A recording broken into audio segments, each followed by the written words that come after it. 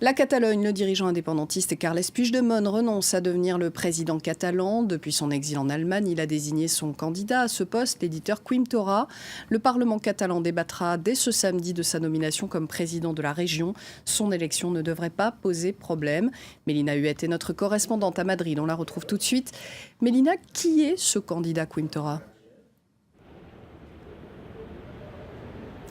Eh bien, c'est un député, Audrey, c'est un ex-avocat et écrivain, mais il est surtout connu pour avoir été à la présidence d'Òmnium Cultural, l'une des deux associations indépendantistes les plus puissantes de Catalogne. Alors, il est perçu comme extrêmement loyal à Carles Puigdemont. Ce n'est pas pour rien qu'il a été choisi par le président destitué en exil pour lui succéder.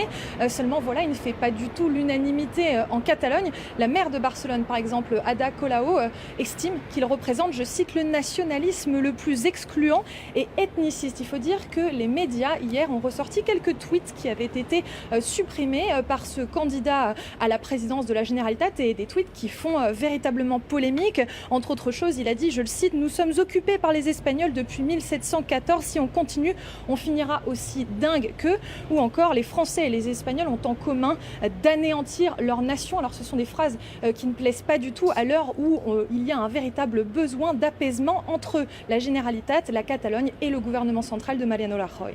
Est-ce qu'il a des chances d'être investi par le Parlement catalan ?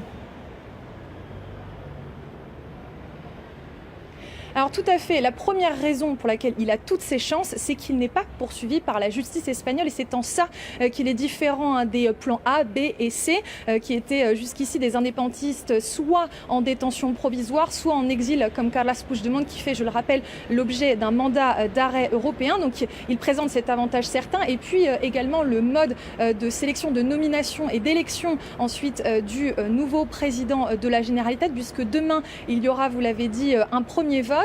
Si la majorité absolue ne l'emporte pas, il y aura un second vote lundi et la majorité simple est suffisante. Or, les indépendantistes ont cette majorité depuis les dernières élections, je le rappelle, anticipées régionales qui ont eu lieu le 21 décembre dernier en Espagne à la demande de Madrid. Alors, on l'a dit, il ne fait pas du tout l'unanimité, il pose problème parce qu'il est il est en dissension permanente avec le gouvernement central, mais ça n'est pas vraiment un président permanent. En tout cas, Carles Puigdemont l'a appelé un président provisoire, pour rappeler que Carles Puigdemont finalement ne tire pas tout à fait une croix sur la présidence de la Generalitat.